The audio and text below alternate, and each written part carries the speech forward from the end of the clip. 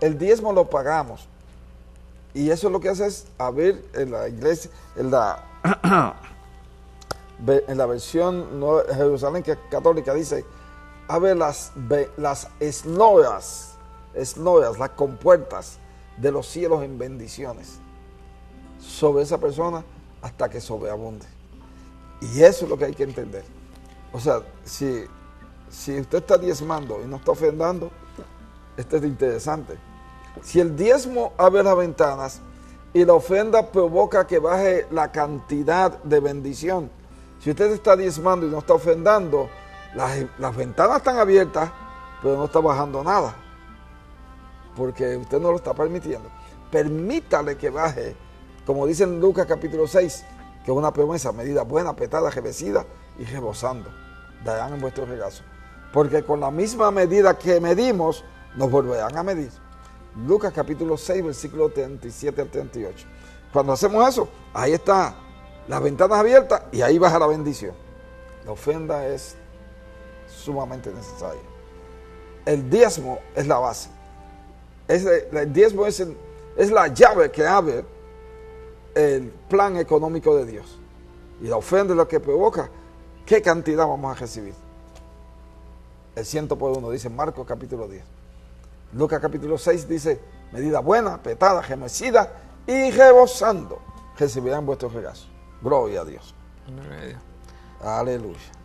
La siguiente pregunta, pastor, obtenida por miembros de nuestra iglesia, dice, ¿cómo se le puede explicar a un joven homosexual que asiste a la iglesia que a Dios no le agrada la homosexualidad, si sabemos que esta persona vive con temor de ser rechazada? Wow. Esa pregunta está buenísima. Nosotros dimos una enseñanza completa de la homosexualidad. Creo que fueron 2 enseñanzas, si no me... Una o 2, no recuerdo bien. Bueno, la forma de que se le puede explicar a un joven que tiene esa tendencia de homosexualidad. Que asiste a la iglesia, es ir a la palabra de Dios, enseñarle lo que dice la palabra de Dios. Si vamos a lo que dice la palabra de Dios, ahí está la solución.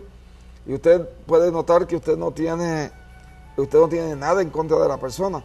Por el contrario, aquí en esta iglesia somos como es Dios. Dios ama al homosexual, pero abominamos, como Dios lo hace, abominamos el homosexualismo. El homosexualismo es realmente, wow, es una aberración que está en contra de la palabra de Dios. Y lo puede ver en Romanos capítulo 1, en el versículo 24, donde dice, por lo cual también Dios los entregó a la inmundicia en las concupiscencia de sus corazones, de modo que deshonraron entre sí sus propios cuerpos. Versículo 25 del capítulo 1 de Romanos. Ya que cambiaron la verdad de Dios por la mentira, honrando y dando culto a las criaturas antes que al Creador, el cual es bendito por los siglos. Por eso Dios los entregó a pasiones vergonzosas, pues aún sus mujeres cambiaron el uso natural por el que es contra naturaleza. Y de igual modo, también los hombres, dejando el uso natural de la mujer, se encendieron en sus lascivias unos con otros, cometiendo hechos vergonzosos, hombres con hombres, y recibiendo en sí mismos la retribución debido a su extravío. Y como ellos no probaron tener en cuenta a Dios, Dios los entregó a una mente reprobada para hacer cosas que no convienen, estando atestados de toda injusticia, fornicación, perversidad, avaricia, maldad, llenos de envidia, homicidios, contiendas, engaños y malignidades, murmuradores, detractores, aborrecedores de Dios, lujuriosos, soberbios, altivos, inventores de males, desobedientes a los padres, necios, desleales, sin afecto natural, implacables, sin misericordias, quienes habiendo entendido el juicio de Dios, que los que practican tales cosas son dignos de muerte, no solo las hacen, sino que también se complacen con los que los practican. Te leí ahí como 10 versículos.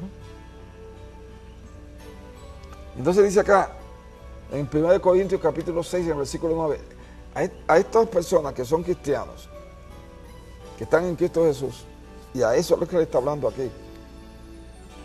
Esta palabra, le voy a decir algo sumamente interesante. Esta palabra no es para los inconversos. Personas dicen, si usted se encuentra a un homosexual en el mundo, escúcheme lo que le voy a decir. Ese homosexual que está en el mundo no va a perder, no va a perder la salvación porque sea homosexual. No. Pierde la salvación porque no tiene a Jesús en su corazón. ¿Vio eso? La diferencia. Lo que nos señala aquí, es decir, lo que estamos leyendo, estos versículos que le acabo de leer, una cantidad enorme de versículos que le acabo de leer, no son para las personas del mundo. Estos versículos son para los cristianos. La persona que está en el mundo, si es fornicario, si es adúltero, si es lesbiana, si es homosexual, si es mentiroso, si es ladrón, esas personas no se van a ir para el infierno porque sean esas cosas. Esas personas se van para el infierno porque no tienen a Jesús en su corazón. Por eso es que la Biblia dice que cuando venga el Espíritu Santo, Él nos convence de pecado, de justicia y de juicio. La gente no pierde la salvación porque los inconversos no pierden la salvación porque estén haciendo pecados. Pierdan la salvación por el pecado de no recibir a Jesús como Señor y Salvador. ¿Te expliqué? Uh-huh. Es decir, esta porción bíblica es para los que estamos en Cristo Jesús. Una persona que es murmurador, detractor, aborrecedor de Dios, injurioso, soberbio, altivo, inventor de males, desobediente a los padres, necio, desleales, que hace todas esas cosas. En el mundo no se van al infierno porque hacen esas cosas, se van al infierno porque no tienen a Jesús. Esta es la pregunta interesante. Pastor, ¿y qué pasa con estos cristianos que están aquí? La Biblia dice que el que practica el pecado no es de Dios. Primera de Juan, 3 capítulo. Si la persona está practicando el pecado, esto es fuerte de verdad.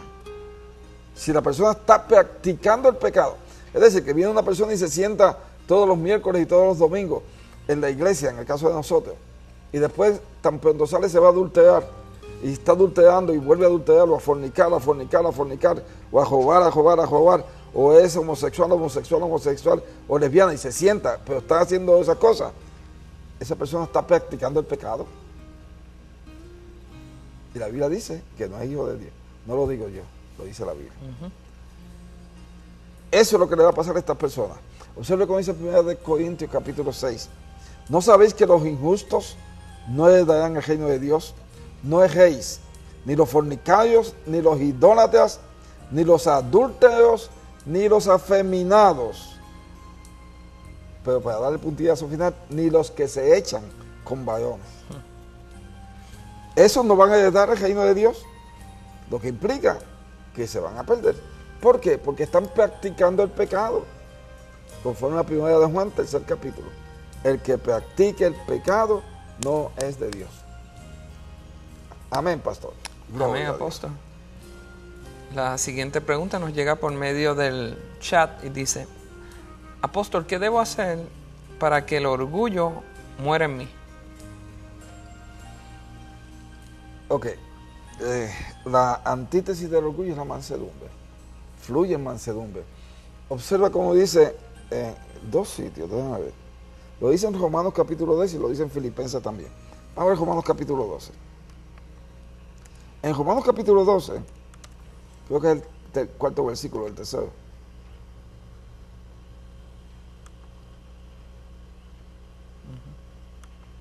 ¿Puede leer, pastor? Sí. Digo pues, por la gracia que me es dada, a cada cual que está entre vosotros, que no tenga más alto